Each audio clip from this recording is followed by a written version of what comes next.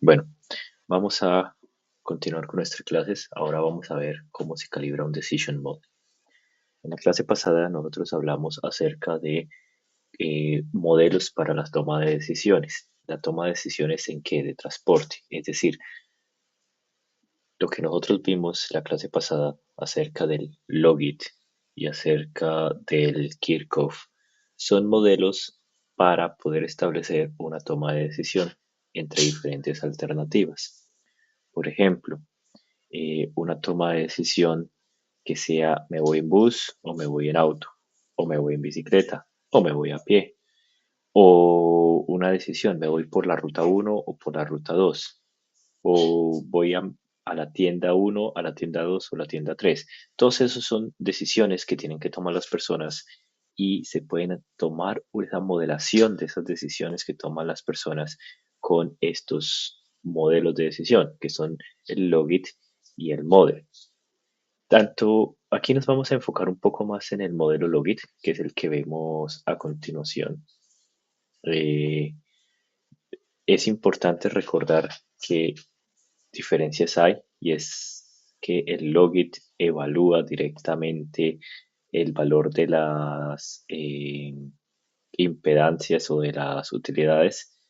En cambio, el Kirchhoff es el ratio, ¿no? La proporción entre ellas. Una pequeña diferencia, pero siempre es bueno que lo tengas en la cabeza.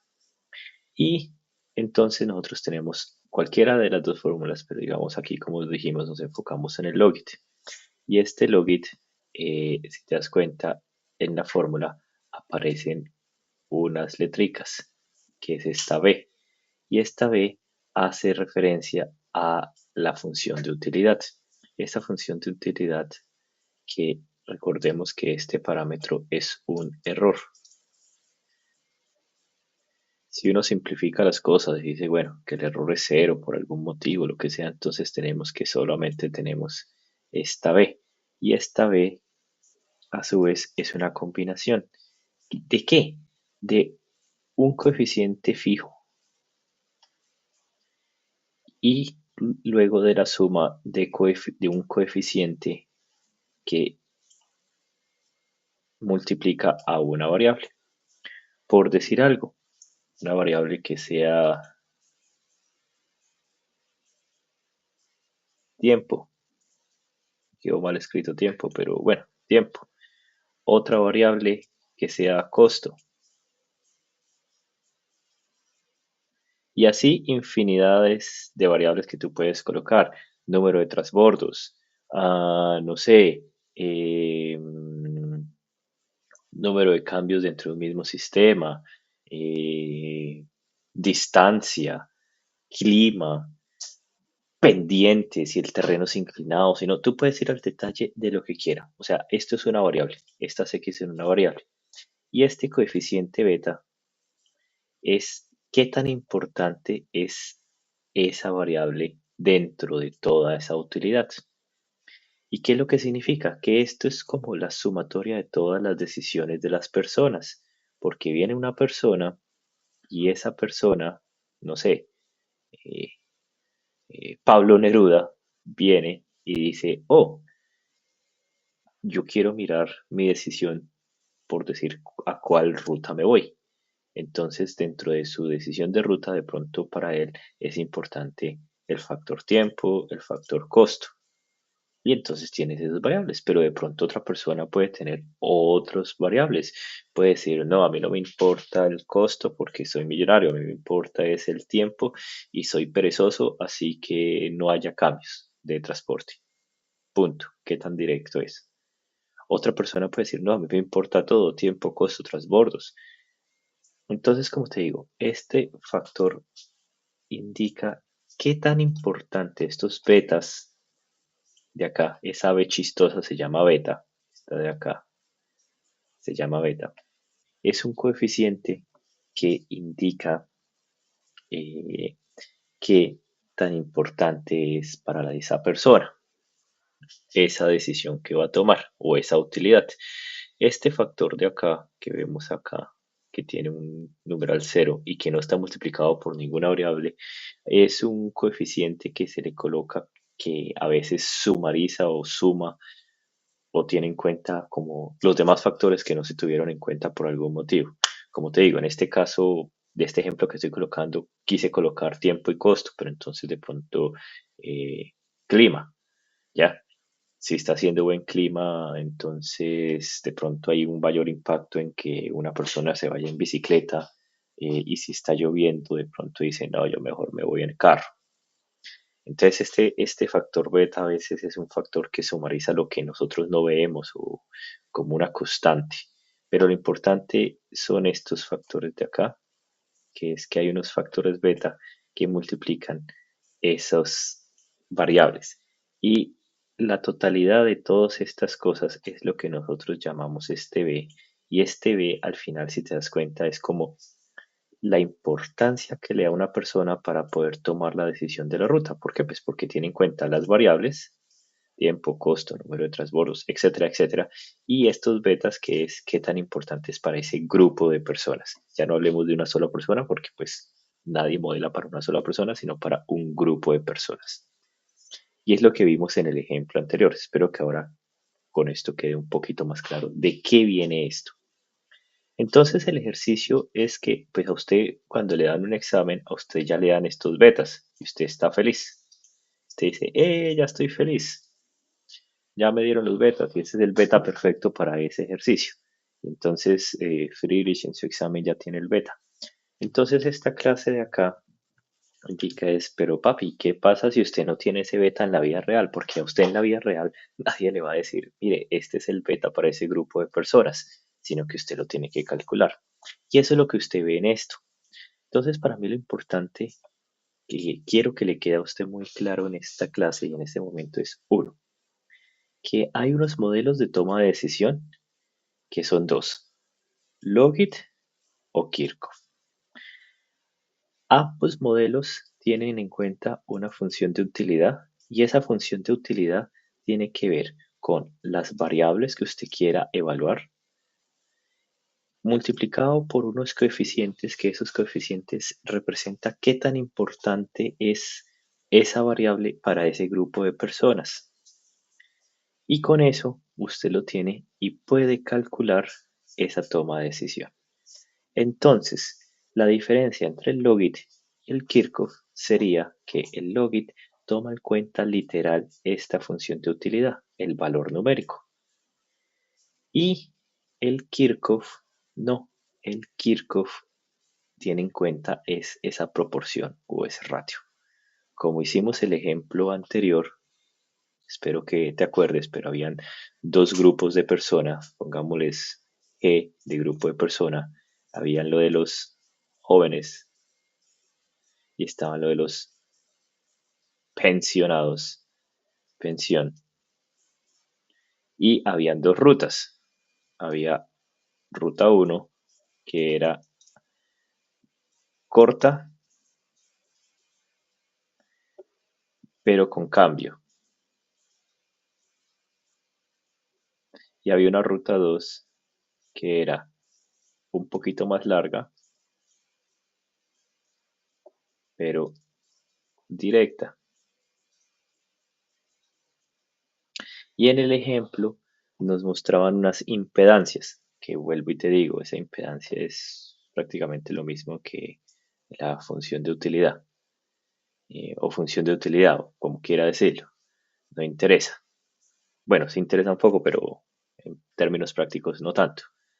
Y entonces había una que, digamos, decía que en una decía, no sé, que si tenías un ejemplo con 5 y 10, ya que había una ruta de 5 minutos y otra de 10. Entonces, cuando usted lo hacía con el modelo Logit, entonces, digamos, no sé, 5 minutos. Entonces, con el Logit le decía, mire, pues el 80% de las personas va a tomar ese camino eh, más cortico que 5 minutos y solamente un 20% se toma el camino larguito. Y con el Kirchhoff, pues daba lo mismo, ¿no? Diría que el 80 y el 20%. Pero si le decía, ¿y cuál es la diferencia entre impedancias en este caso? Pues 5 unidades.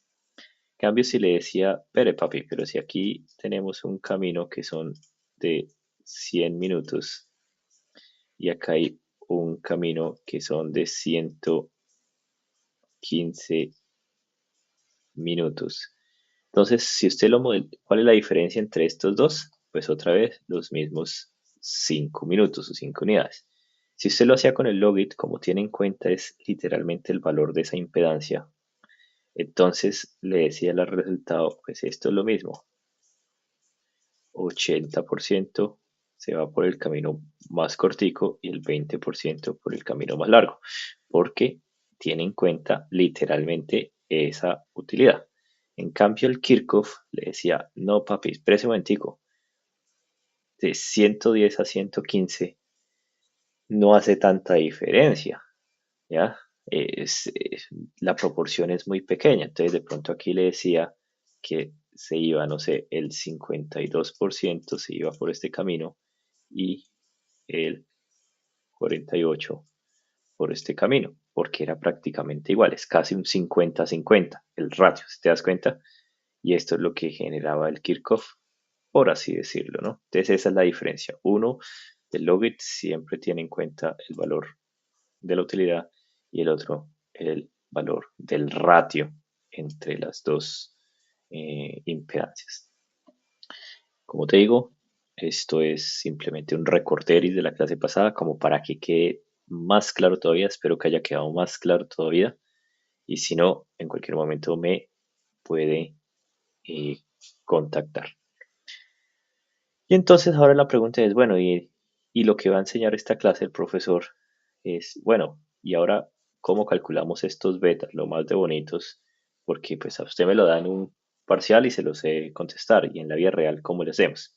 Entonces, la vida real sale de encuestas, aquí lo que le dice son encuestas, aquí se muestra de qué zona sale, de la zona 21, aquí sale la zona 19, aquí la zona 32, y le pregunta literalmente a la gente.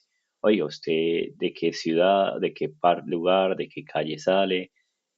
Normalmente no tiene nombre, pues para que sea anónimo, pero y que la gente conteste con cosas reales. Dije, miren, a mí no me interesa su nombre, no me interesa nada de eso, pues me interesa saber de dónde salió, a qué horas eh, y para qué, para trabajar, para lo que sea, cuántos viajes hizo un viaje, hizo dos viajes, hizo tres viajes, ah, no, que yo me fui de la casa hasta una cafetería a desayunar y del desayuno me fui al trabajo. Listo, entonces ahí ya son dos viajes. Ah, del trabajo luego me regresé directo para la casa. Tres viajes.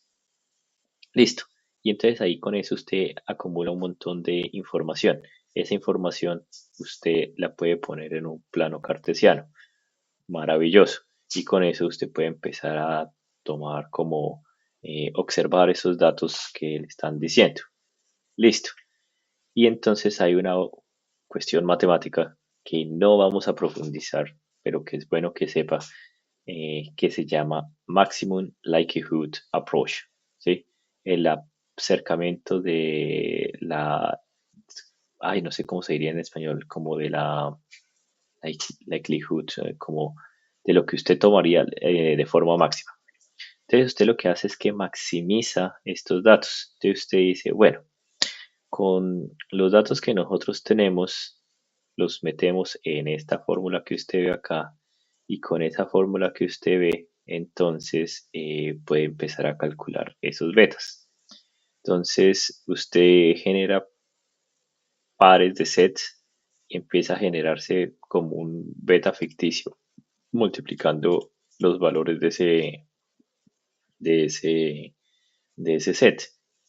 Y después, pues otra vez más fórmulas y esto ya es de probabilidad.